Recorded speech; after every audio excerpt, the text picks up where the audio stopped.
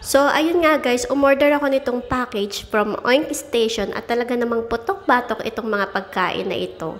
In-order ko itong bar chow bundle 1 nila at may kasama na nga itong isang crispy pata, chicharong bulaklak, isang tab ng sisig, 5 sticks ng mascara barbecue, and 5 sticks ng meat barbecue. For only 79 dirhams, sulit na nga ito dahil good na to for 5 to 6 persons. So, sa mga nakikrave dyan at tinatamad magluto, ay okay na talaga to dahil i-deliver nila ito sa inyong location with reasonable delivery charge. Kagaya ko, hindi ako nakapagluto dahil nakakonfine ako ngayon dito sa hospital and hindi ko din talaga gusto yung mga pagkain dito. Kaya umorder tayo nito. Kaya kung mapapansin nyo, medyo wala tayong ganang kumain kasi may sakit tayo niyan.